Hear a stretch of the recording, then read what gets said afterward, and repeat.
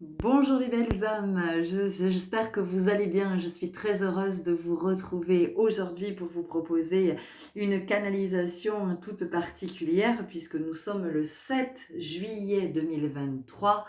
Ça nous fait donc 7, 7, 7 et j'ai été vraiment poussée à vous partager cette canalisation, cette guidance.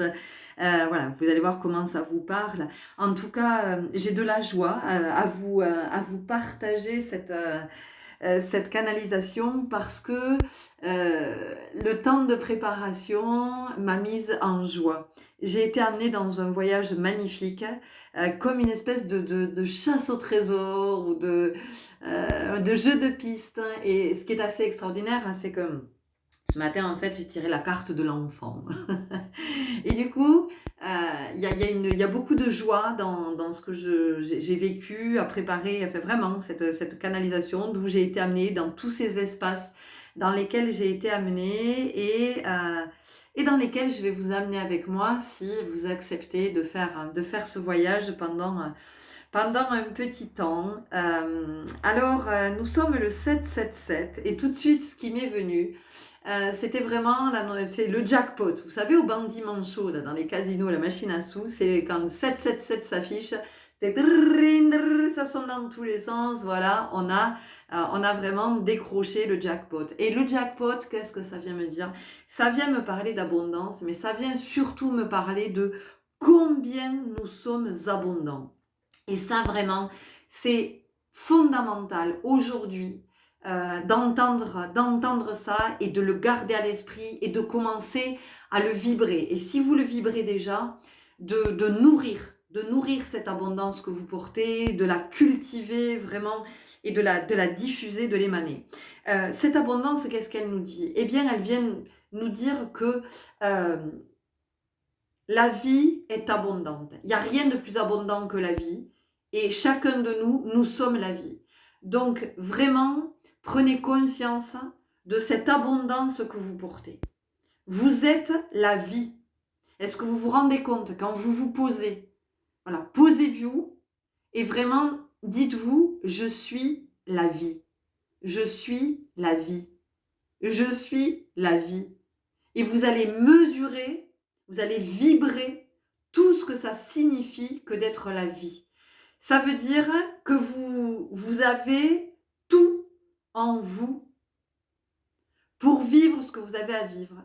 Vous avez tout en vous pour réaliser vos rêves. Vous avez tout en vous pour vous accomplir, pour vous épanouir. Vous avez tout en vous. Vous êtes le tout pour vivre votre meilleure vie. D'accord? Donc ici, il n'est pas question de se mettre la pression, de vous dire il faut faire des efforts, il faut... Non, c'est tout le contraire. C'est quand on intègre cette notion, quand on sait qu'on porte l'énergie de vie, alors on vit dans l'assurance, on vit dans l'amour. On n'a plus besoin d'avoir peur puisque on est la vie. C'est pas je vis la vie, je suis la vie. Et ça, c'était fondamental que je puisse vous le rappeler. Alors, je vais vous partager plein de pistes vers lesquelles j'ai été amenée et qui m'ont vraiment conduite dans ce que moi j'ai vécu comme un très beau voyage. On va commencer ce voyage en embarquant dans le chariot, l'énergie du chariot, puisque le 7, l'arcane majeur du tarot de Marseille, le 7, c'est le chariot. Le chariot, qu'est-ce que ça vient me dire? Le chariot, ça vient me dire que je suis le maître de ma vie. Je ne vous parle pas de contrôle, je vous parle de maîtrise. La maîtrise, ça veut dire que je suis le maître. Ça veut dire que je porte en moi tous les enseignements. Je porte en moi toutes les connaissances. Je porte en moi la sagesse, le divin, pour encore une fois vivre ma meilleure vie. Mais vivre ma meilleure vie, je suis pas en train de vous parler de réussir votre vie, de gagner votre vie, parce que tout ça, ça ne veut rien dire. D'accord? On me dit tout ça, c'est de la poudre aux yeux. Et c'est intéressant parce que sur ce visuel que j'ai été amenée à créer, Vous avez vu, il y a des espèces de paillettes, d'accord? Et les paillettes, ça vient représenter toute cette poussière d'étoiles qu'il y a en chacun de nous, parce que nous sommes quand même composés de ça, entre autres. Donc c'est toute cette poussière d'étoiles, c'est tout ce qui nous lie au cosmos, c'est qui nous sommes en vérité. C'est que chacun de nous est une étoile. Et on vient avec notre lumière éclairer cet univers que nous constituons les uns les autres. Nous sommes l'univers. Donc ici, il y a quand même cette notion de grandeur, de divin. Vraiment, on nous le rappelle. Et ce qu'on nous dit avec le chariot, c'est que nous avons toujours le choix dans la vie. Qu'il y a une invitation ici à sortir de la croyance de « je n'ai pas le choix ». J'ai toujours le choix. Je n'ai pas le choix, c'est ce que je me raconte. Et très inconsciemment, ça peut aussi m'arranger de me dire que je n'ai pas le choix. Parce que quelque part, je n'ai pas le choix m'amène à me dire que j'ai pas à m'impliquer. Vous voyez, j'ai pas à prendre de responsabilité parce que j'ai pas le choix. Vous voyez, donc j'ai pas à moi à m'investir. Parce que de prendre conscience que j'ai toujours le choix. Alors j'ai pas forcément le choix de ce que je vis. Quoique. Je dis quoique parce que nous fabriquons nos expériences. Enfin, vraiment, je perçois de plus en plus qu'on est vraiment dans je vibre, mon âme vibre à l'expérience que j'ai à vivre pour qu'elle puisse se guérir. Donc quelque part, bon. Mais admettons que nous n'ayons pas le choix de ce que nous vivons. Nous avons toujours le choix de comment nous le vivons. Je suis victime ou je reçois un enseignement. Et j'entends que ce que je suis en train de vivre, c'est ce que j'ai attiré pour dépasser ce que j'ai à dépasser, pour recevoir les enseignements que j'ai à recevoir. Et pour grandir et pour m'élever. Donc, quand je décide que je n'ai pas le choix, finalement, je ne suis pas dans ma pleine présence. Et non seulement je ne suis pas dans ma pleine présence, mais je ne suis pas présent à moi. Je ne suis pas présent pour moi. Donc, d'une certaine façon, quand je me raconte que je n'ai pas le choix, je m'abandonne. Je m'abandonne, je me trahis, je me rejette. Alors, encore une fois, ce que je vous partage, c'est ce que je perçois. Je ne suis pas en train de vous dire que je détiens la vérité et que vous devez croire tout ce que je vous dis. Ici, on parle de s'impliquer dans sa vie. Donc, s'impliquer dans sa vie, qu'est-ce que ça veut dire quand on engage sa responsabilité? Je décide, moi, aujourd'hui, je choisis de m'engager à mes côtés. Qu'est-ce que ça veut dire? Ça veut dire que je vais commencer à être dans le discernement. Ça veut dire que je vais commencer à ne plus croire tout ce qu'on me dit, tout ce qu'on me raconte.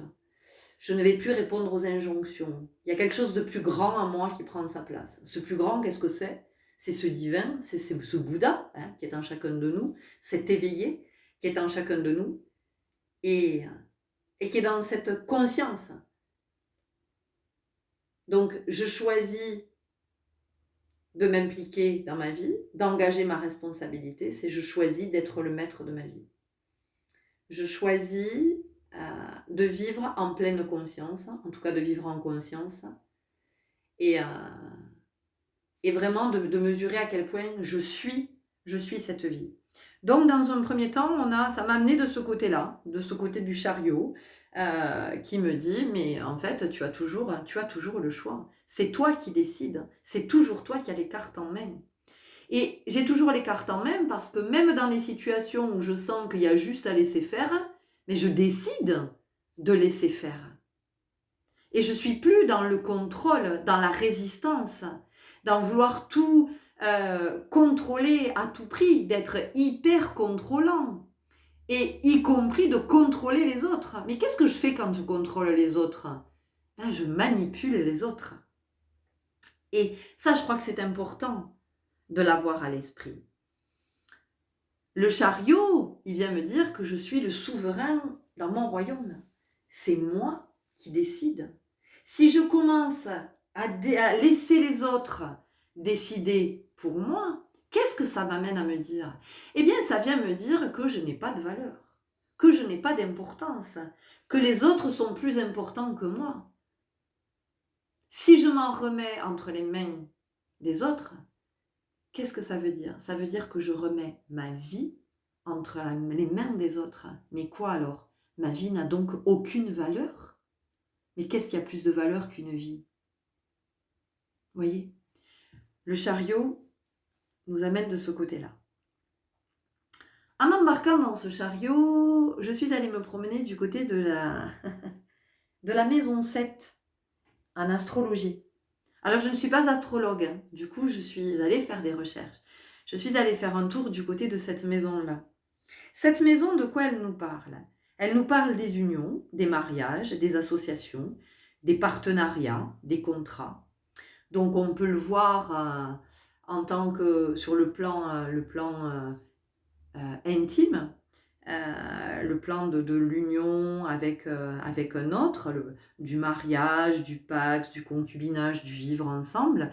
Et puis ça peut aussi nous parler contrat de travail ou contrat d'âme. Ça vient aussi nous parler de ce couple divin qu'il y a en nous, hein, de cette union sacrée. Dans cette maison, on nous enseigne à connaître et reconnaître le potentiel des autres afin de compléter nos propres compétences. Et vous voyez, je vous ai dit, en tout début, je vous ai dit, moi, ce 777 m'a évoqué la notion de jackpot et donc de complétude. Donc ici, on vient nous parler du vivre ensemble. Et comment, peut-être, on peut sortir de « je veux absolument ressembler à l'autre », je m'identifie à l'autre. Et si je m'identifie à l'autre, qu'est-ce qui se passe? Je perds mon identité. Je ne suis plus moi. Je ne suis plus dans ma présence. Je ne suis plus la vie.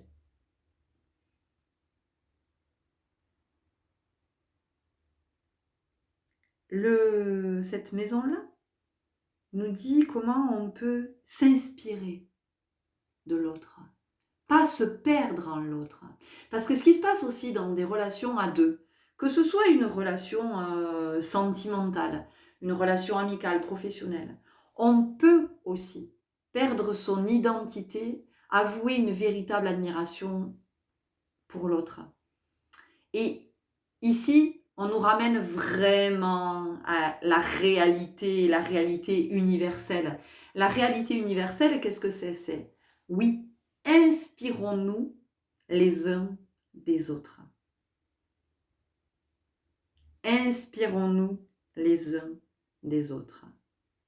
Mais c'est pas j'imite l'autre, je le copie, je veux absolument lui ressembler, ou alors je fusionne avec l'autre. Alors ça, c'est encore plus, je fusionne avec l'autre, c'est encore plus, j'entends dramatique. J'entends dramatique parce qu'alors quand on fusionne avec l'autre, on est devenu l'autre. Enfin, on se raconte qu'on est devenu l'autre. Et alors là, on est en perdition. C'est comme si on vous envoyait en orbite et vous êtes tout seul au milieu de nulle part. Voyez. Donc vraiment, ce 777 nous ramène à nous et de comment effectivement je peux regarder l'autre et me dire ok, mais l'autre en fait il est en train de me montrer ça de moi. Quand l'autre n'a pas peur, quand l'autre, vous voyez, a franchi un cap où il est davantage dans l'amour, ben, il va m'inspirer à cet endroit. Quand l'autre va oser déployer ses ailes, il va m'inspirer à cet endroit. C'est comment je sors aussi de la jalousie, comment je sors du jugement aussi par rapport à l'autre. Et comment je vois en l'autre toujours le meilleur. Parce qu'en chacun de nous, il y a une âme. Les âmes sont toutes les mêmes, en ce sens où elles sont amour, paix et lumière. On insiste vraiment là-dessus. Chaque âme est amour, paix et lumière. Et je suis très émue quand je vous dis ça. Je suis très émue parce qu'on a oublié qu'on était ça. On a oublié qu'on était toute cette beauté.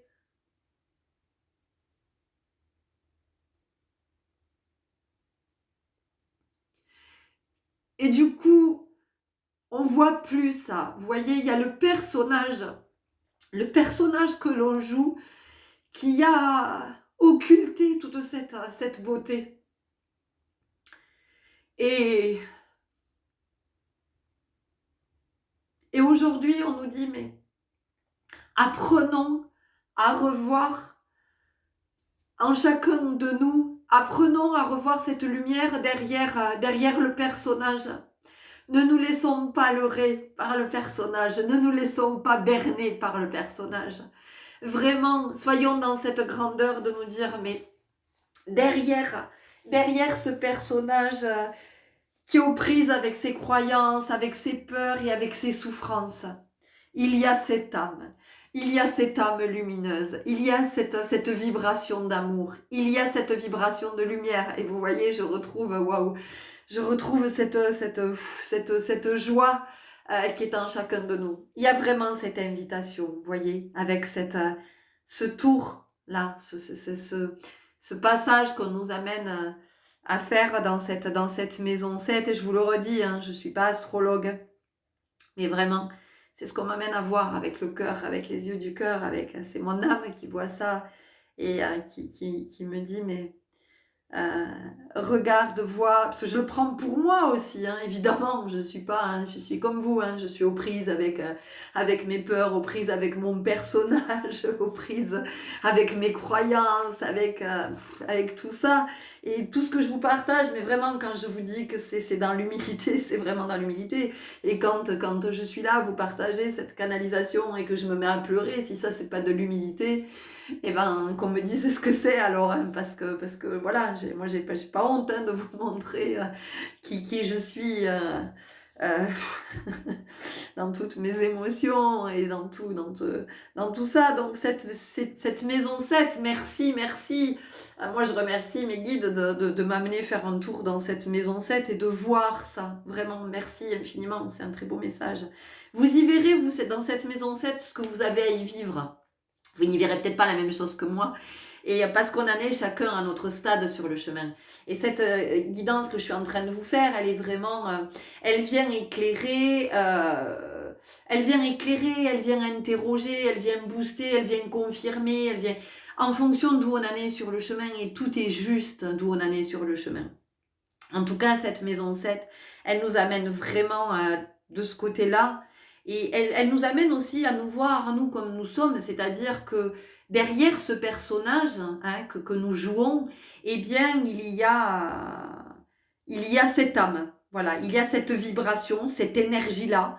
Et cette vibration, c'est l'amour, la lumière, la paix. Et la gratitude. J'entends. Et la gratitude, n'oublie pas la gratitude. Oui, la gratitude. Et merci. Ok ? Donc voilà, nous avons fait ce petit tour en pop-up dans la maison 7 et le chariot continue à nous amener vers la 7e planète du système solaire, Uranus. Uranus, qui vient, c'est le dieu grec, hein, Uranus, c'est Uranos. Et j'entends Uranos. Il y a vraiment quelque chose de Uranos. Il y a quelque chose de fort, il y a quelque chose qui vibre vraiment. Uranos, qui est ça? C'est le ciel. Le ciel. Est-ce qu'on ne parle pas de 7e ciel, les chouchous? D'accord? On en parle souvent du 7e ciel. Ok? Et c'est très intéressant parce que quand on parle du 7e ciel, en général, on parle de plaisir. On parle de sexualité. Donc ça vient nous dire que c'est intéressant, ça je ne l'avais pas noté, et ça vient s'inviter juste là, donc c'est que ça a sa place ici. Ça vient nous parler du caractère sacré de la sexualité. Pourquoi c'est sacré la sexualité? La sexualité, c'est sacré parce qu'en fait, ce sont des énergies qui se rencontrent. À chaque fois que vous avez un rapport sexuel avec une personne, vos deux énergies se rencontrent. Donc en fonction de ce que vous êtes en train de vibrer, il faut savoir que vos énergies vont, à un moment donné, venir s'épouser, se rencontrer, et de ces énergies, il va naître une autre énergie. Donc, quand mon partenaire est dans une belle énergie, dans une énergie d'amour, d'amour, dans une énergie de paix, dans une énergie de joie. Il vient m'offrir ça. Il vient me partager ça. Il va venir distiller ça en moi. Que je sois un homme ou une femme. Parce que voilà, parce qu'on m'invite vraiment à dépasser le cliché du couple, c'est l'homme et la femme. Voilà. Le couple, c'est pas nécessairement l'homme et la femme. Le couple, c'est l'homme et la femme. Le couple, c'est 2 hommes. Le couple, c'est 2 femmes. Okay, en tout cas, c'est 2 âmes. Hein, le couple, c'est 2 âmes. Donc, il y a quand même ça. Si mon partenaire est dans la colère, dans la rancœur, dans l'agressivité ou dans la tristesse, j'accueille ces énergies. Imaginez ce que ça donne dans mes énergies à moi, dans mes corps. Comment ça vient impacter mes corps? Comment ça vient pénétrer mes corps? Ok. Fin de cet aparté sur la sexualité sacrée. Pourquoi la sexualité c'est sacré? Et comment on peut... il est important de savoir dans quelle disposition nous faisons l'amour. Est-ce que nous répondons à une pulsion?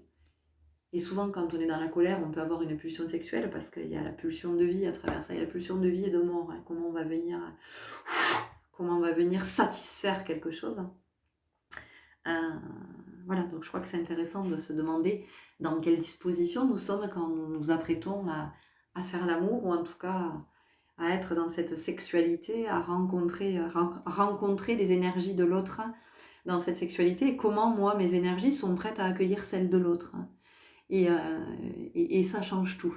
Ça change tout au niveau de ce que nous vivons dans ce temps-là, de cette intimité-là. Ça change fondamentalement, fondamental tout. Donc, on va rester là pour la sexualité. Vous verrez comment ça vient vous chercher, comment ça vient vous parler. C'est intéressant que je vous ai parlé de ça alors que nous sommes vendredi. Oui, vendredi 7 juillet, dans des énergies vénusiennes, dans des énergies d'amour, d'harmonie, et que possiblement le week-end aussi on est plus disposé à faire l'amour, ou en tout cas à avoir une activité sexuelle, parce que c'est la fin de la semaine, parce qu'on est plus disponible, parce qu'il y a aussi peut-être toutes les énergies négatives de la semaine dont on a besoin de se défaire, vous voyez, comme une espèce de défoulement, et que la sexualité, en tout cas dans notre société, elle est vécue comme ça, elle sert à ça. Voilà, c'est devenu un outil quelque part. Donc je pense que c'est pour ça que je suis invitée à vous parler de ça.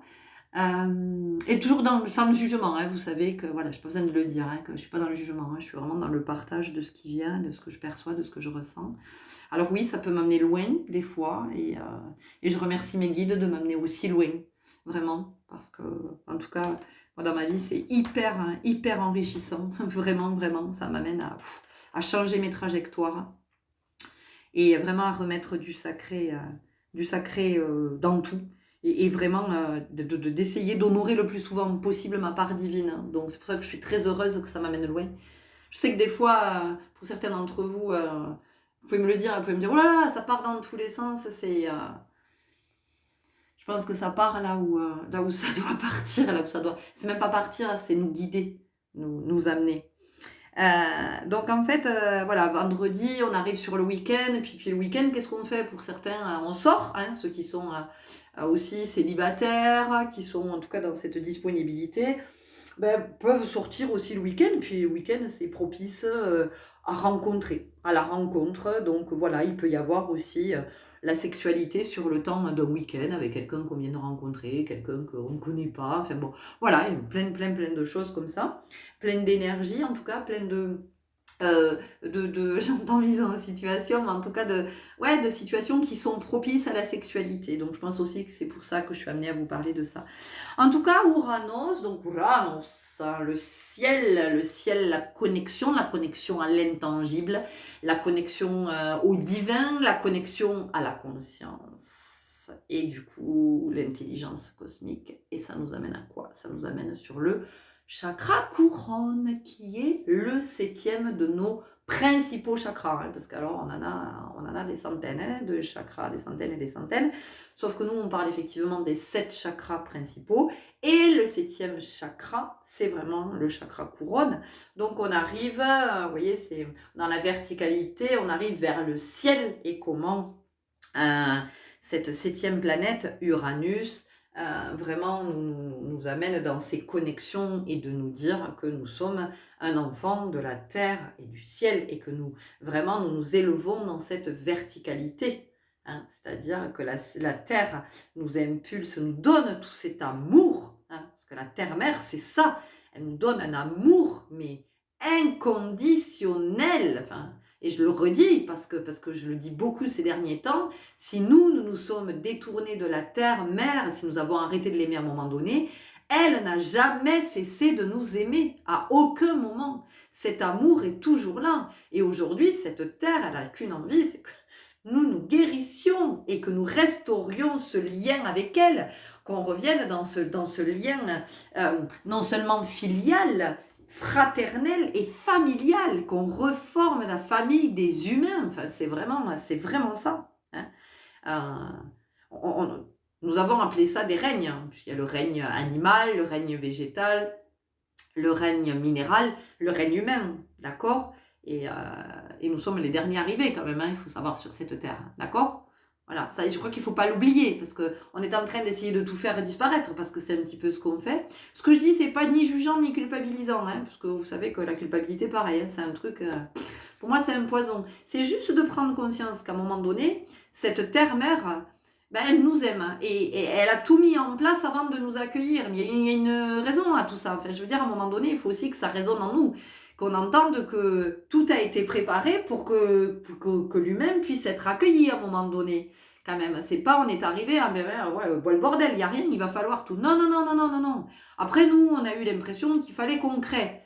Voilà, on a supposé, hein, on a commencé à se dire, ah ben oui, tiens, si on faisait ça, et puis si on faisait ça, peut-être puis on pourrait faire ça, et puis on pourrait faire ça. Alors on a fait des choses bien, hein. Oui, on a fait des choses bien. Et je crois qu'à un moment donné, on s'est un peu perdu, quoi. On est un peu parti dans tous les sens, et puis on a fait un peu tout et n'importe quoi. Et aujourd'hui, c'est le bordel, et on n'en peut plus. On est tous dans cette espèce de chaos à se dire, mais ben oui, ben, j'entends, c'est l'arroseur arrosé. C'est-à-dire qu'à un moment donné, on s'est piégé tout seul. Parce qu'il y avait à disposition ce dont nous avions envie. Enfin, ce dont nous avions besoin. Voilà, ce dont nous avions besoin. Et nous, on est rentré dans l'envie. Ah oui, mais moi j'aurais envie de ça, et moi j'aurais envie de ça. Et en fait, on est toujours en train de créer le besoin. Vous voyez? C'est pour ça qu'on est malheureux. Bah, évidemment, parce que je ne sais pas si vous avez remarqué, il y a de plus en plus de choses sur cette planète qui sont à disposition, que l'homme crée, invente, machin, ceci, cela. Et plus ça va, plus on est malheureux. Dans malheureux, qu'est-ce qu'il y a? Mal. Malheureux. Ça veut dire qu'on ne sait plus être heureux. Non seulement on ne sait plus être heureux, mais on va de plus en plus mal. Et on va de plus en plus mal au point qu'il y a de plus en plus d'humains qui sont malades, que la maladie vient s'exprimer. C'est tout ça aujourd'hui qu'on vient nous dire. Mais encore une fois, on vient nous le dire pas pour nous taper sur les doigts, pour nous dire vous avez rien compris, vous êtes nuls, ça n'a rien à voir avec ça. C'est de l'amour.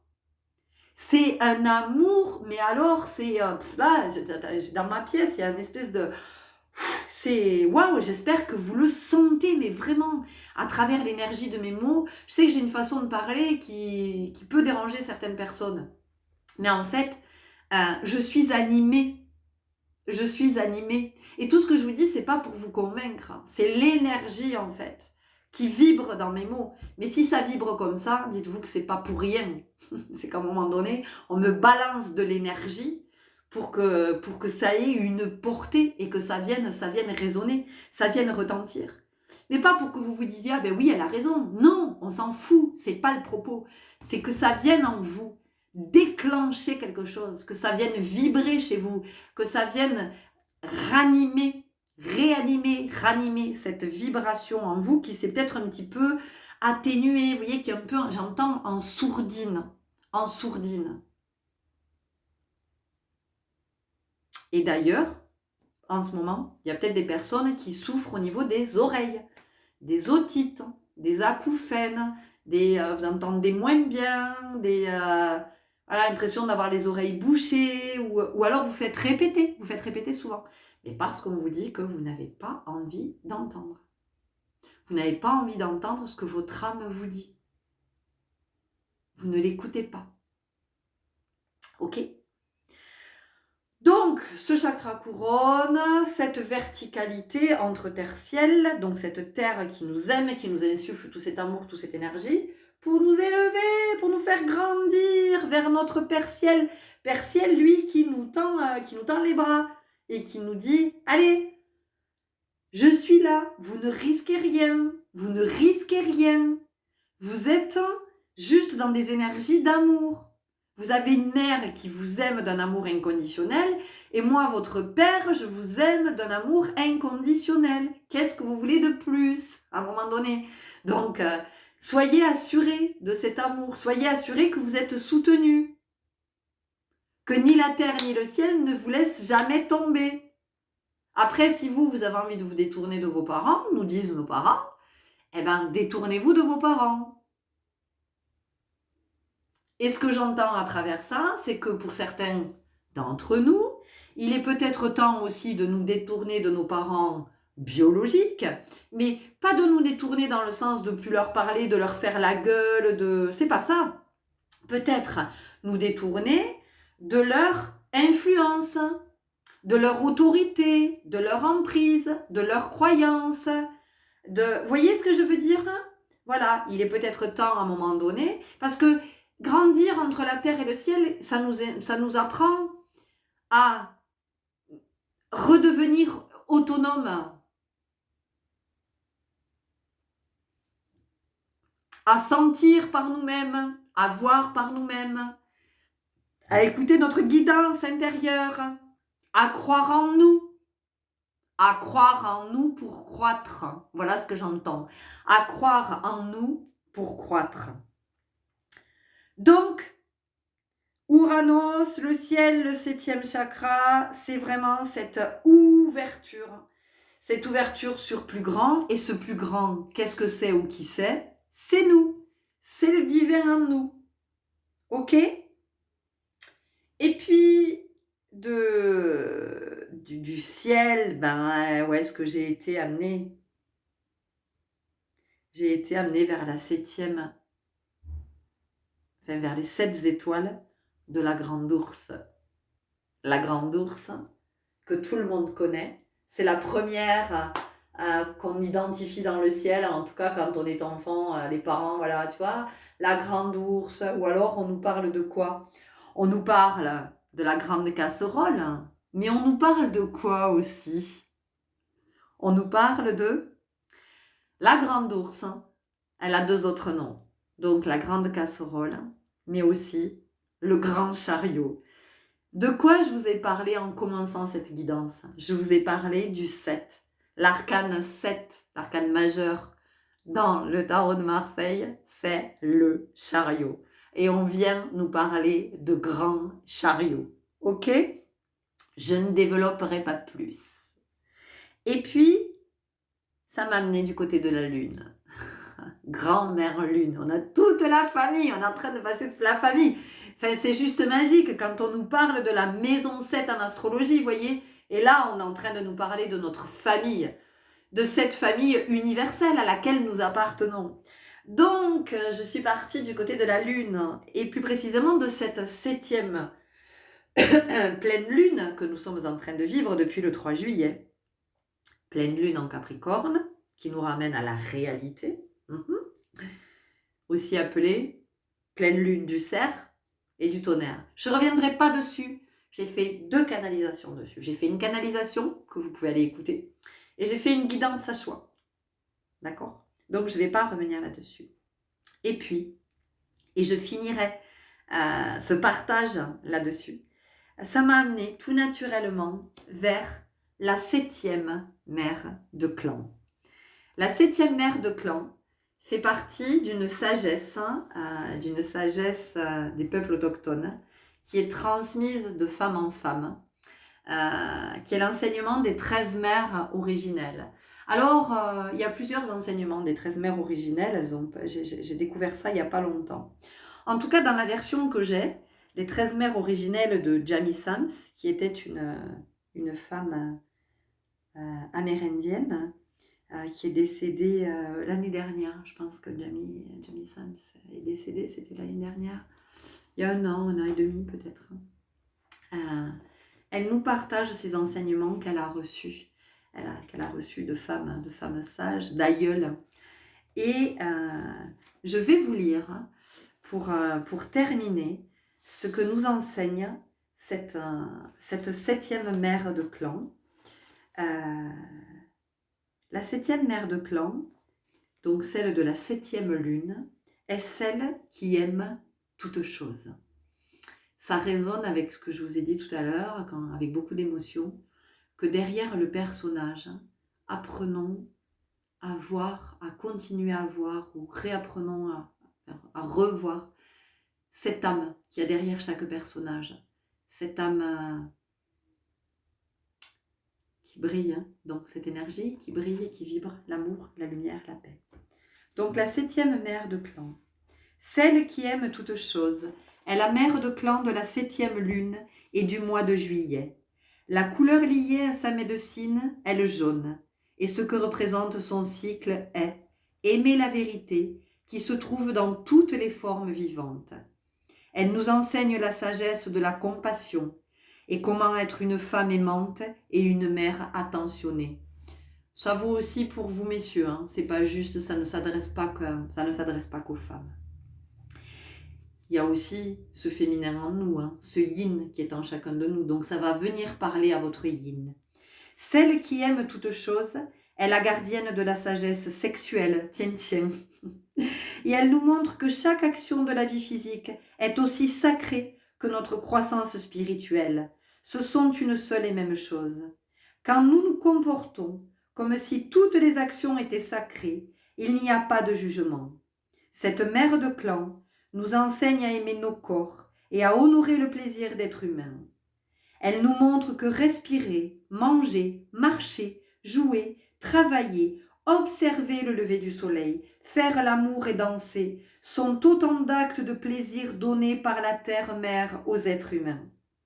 Elle nous demande de faire toutes choses dans notre vie avec un cœur heureux. Est-ce que ça ne résonne pas avec ce que je vous ai dit tout à l'heure? Dans sa sagesse, celle qui aime toutes choses nous enseigne que nous pouvons trouver les joies de la vie physique sans essayer de fuir nos chagrins en nous raccrochant à de faux plaisirs ou à des modèles de comportement compulsifs. Celle qui aime toutes choses est la gardienne de l'amour inconditionnel et elle est reliée au grand-père soleil. Comme la lumière du grand-père qui brille sur toutes choses sans retenir sa chaleur ni le soutien qu'il donne à la vie, cette mère de clan aime tous ses enfants de la même façon.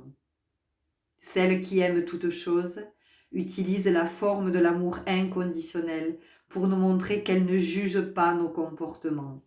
Je tiens à vous dire que je redécouvre la 7e mère de clan avec vous. Hein. Je ne l'ai pas relue avant de vous partager cette canalisation, cette guidance. J'ai suivi, hein, j'ai marché un conseil moi, des 13 mères originelles il y a 2 ans maintenant, je pense.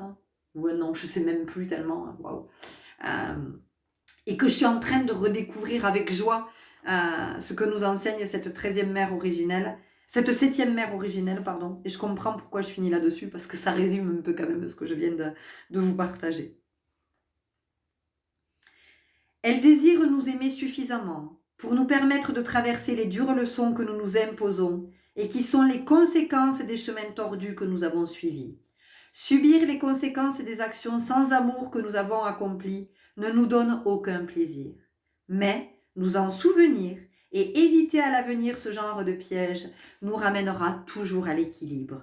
Elle est disposée à nous laisser traverser par nous-mêmes les dures leçons de la vie, mais elle est toujours prête à soigner nos déceptions et réparer nos cœurs brisés. Celle qui aime toutes choses nous enseigne que toutes les actions de la vie sont égales, parce que la réaction est toujours égale à ce qui a été fait à l'origine. Si nous sommes bons envers notre corps est en bonne santé et bon avec nous. Si nous prenons soin de nous et nous respectons, nous obtiendrons des autres le même respect et la même attention. Si nous nous mentons à nous-mêmes, les autres nous mentiront aussi. Je suis invitée à vous relire tout ce passage. Celle qui aime toutes choses nous enseigne que toutes les actions de la vie sont égales, parce que la réaction est toujours égale à ce qui a été fait à l'origine. Si nous sommes bons envers notre corps est en bonne santé et bon avec nous. Si nous prenons soin de nous et nous respectons, nous obtiendrons des autres le même respect et la même attention. Si nous nous mentons à nous-mêmes, les autres nous mentiront aussi. Si nous avons des pensées positives, de bonnes choses apparaîtront pour soutenir notre attitude. Je vous explique même pas, j'ai des fourmis plein le cœur, j'ai des vibrations au niveau du chakra cœur. C'est incroyable. Peut-être que vous aussi vous ressentez, parce que je pense qu'on est en train de recevoir un vrai beau soin d'amour là, quand je suis en train de vous lire ça. Si nous nous consacrons à l'amour de la vérité en toutes choses, nous trouvons des voies pour connaître et aimer le soi. L'enseignement de la mère de clan applique le concept de libre arbitre sous sa forme la plus pure. Ce qu'elle sait de toute évidence, c'est que nous évoluerons quoi qu'il arrive. La guérison et la croissance.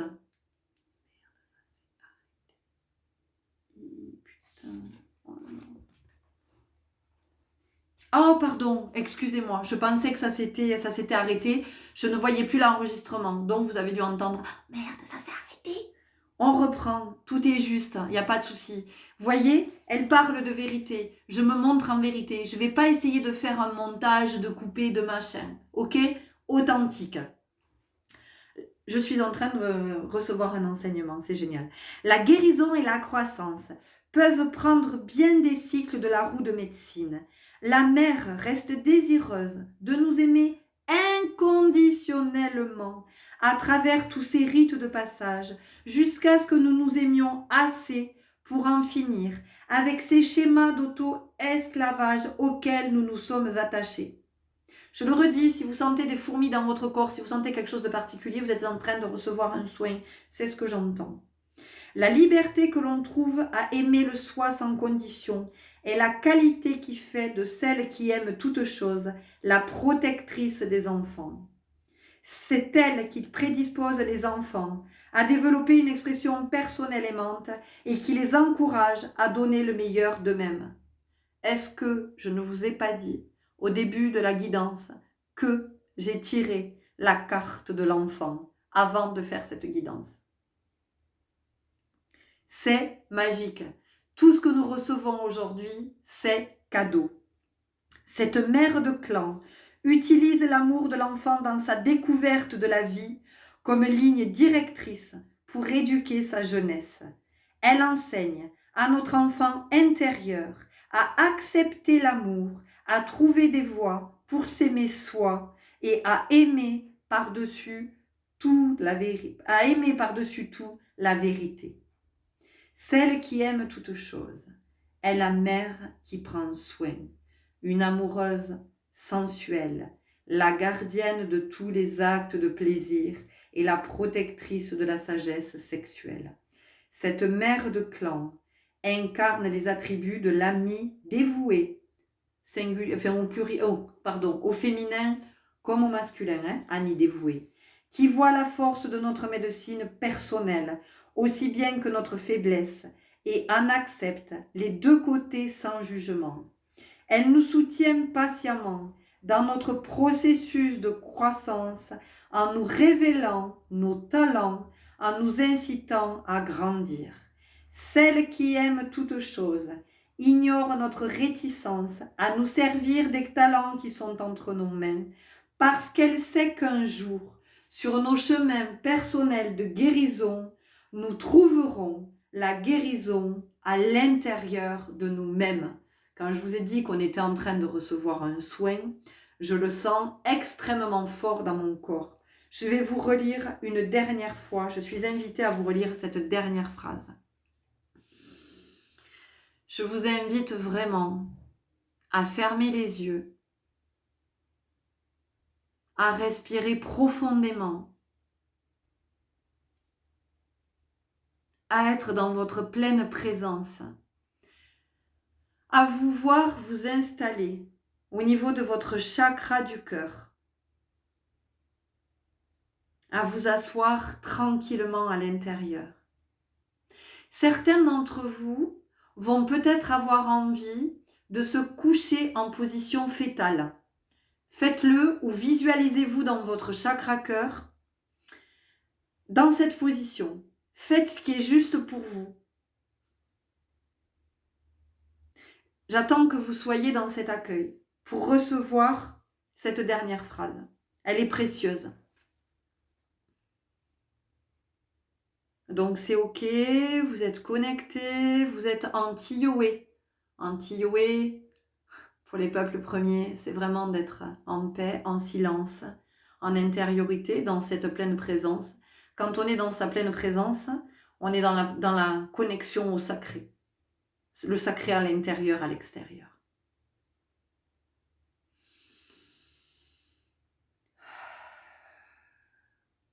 On y va.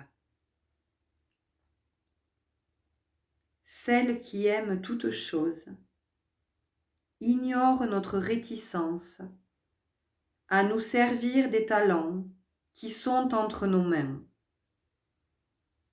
Parce qu'elle sait qu'un jour,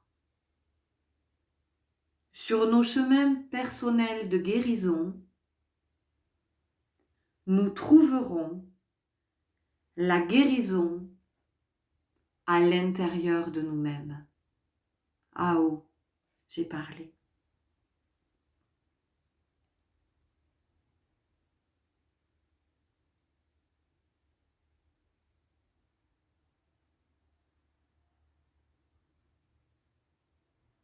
Je vous laisse revenir tranquillement.